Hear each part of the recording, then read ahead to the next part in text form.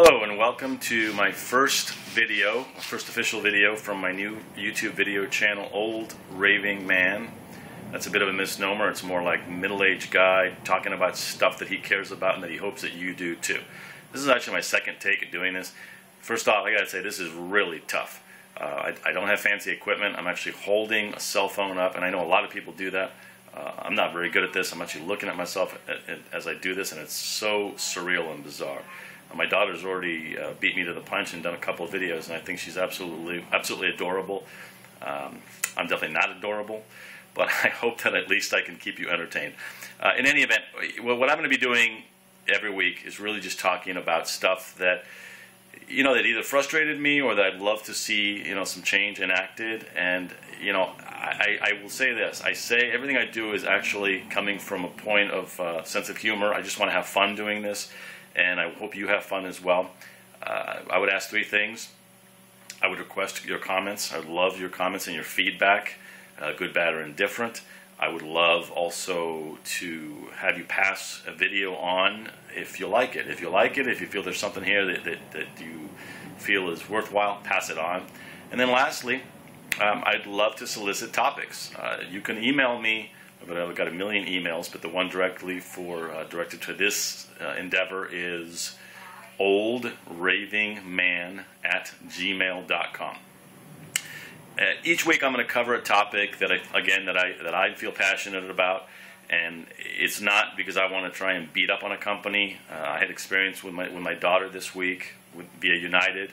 I was actually going to talk about it here in detail, but the first take of this video was already over 4 minutes. Anyone that knows me knows I'm long-winded to begin with. I really wanted to try to keep this at 3 minutes. So instead of giving you all the details, they're already on my blog, and anyone that's interested, I would be happy to just write them or what have you, and let them know about it.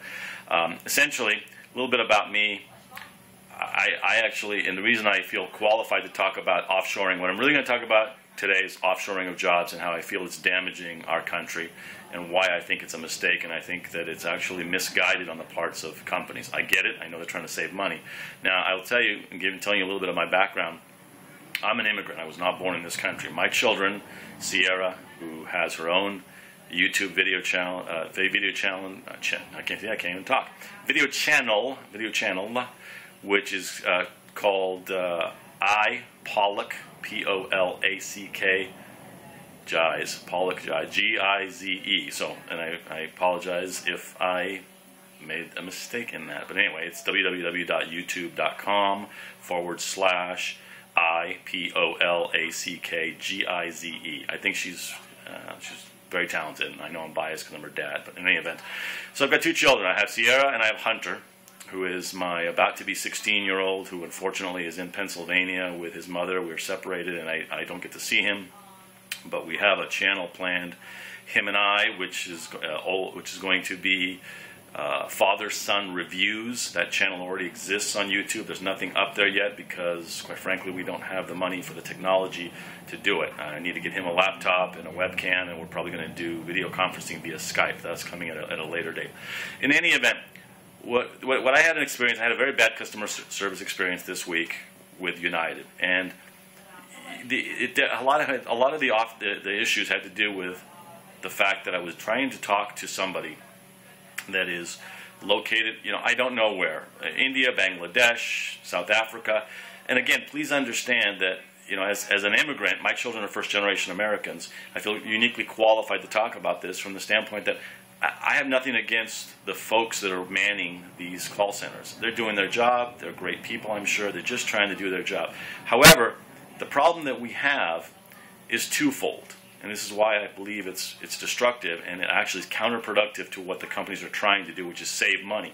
Number one, there is a language gap and a cultural gap. So the language gap comes in where you're trying to talk to somebody that has a very thick accent, and they might understand you, but you often do not understand them, and you get frustrated, and you have a difficult time getting your point across to them.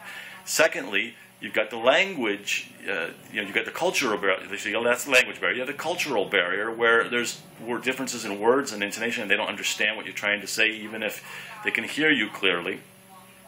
Things that are unique to America. Just as if I could not go to India, even if I learned how to speak the language, I would have a difficult time with parts of being down and communicating.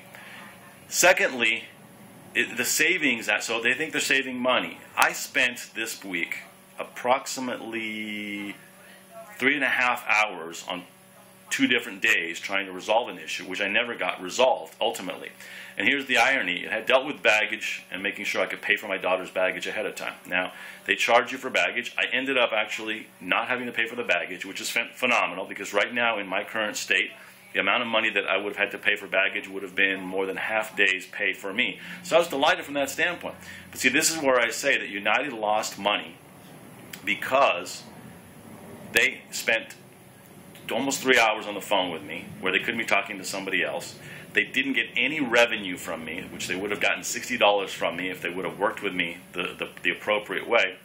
So again, I'm not a bean counter. I don't have the numbers, the hard numbers, but I firmly believe that they actually are losing money by offshoring the jobs. In the coming weeks, I'm going to end up talking about an experience I had with Starbucks. Now, and I want to back up in this video. I know is already very long, and most of you have probably already tuned out by now. But I'm going to leave you with this too: this is not just about bashing United or bashing a company. I also want to talk about positive when there's positive.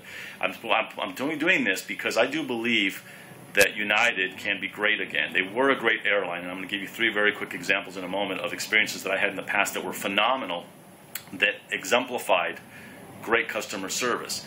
And I say this all because I hope they get back there again. We've lost way too many companies in this country that have gone out of business due to a variety of reasons, but I believe stemming ultimately from bad customer service.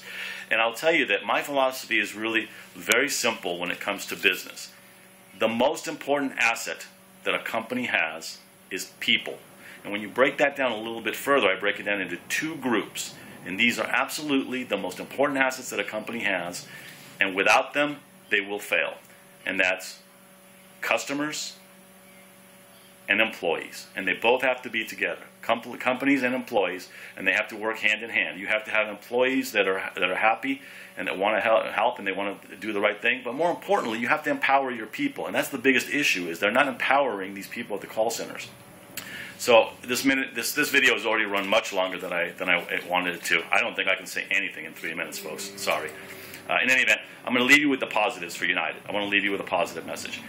I had 3 experiences years ago, one of which can never happen again because of 9/11.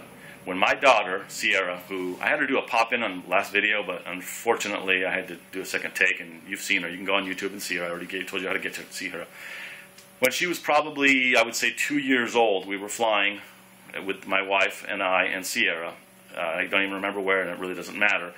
Well, they saw her, and this is the days where you used to go in and the cockpit would be open and you could actually say hi to the captain and see them. They invited her in. We didn't ask. They invited her into the cockpit. She sat with the captain. The captain put his hat on top of her, his captain's hat, and took a picture of her. That was a wonderful gesture. That was United.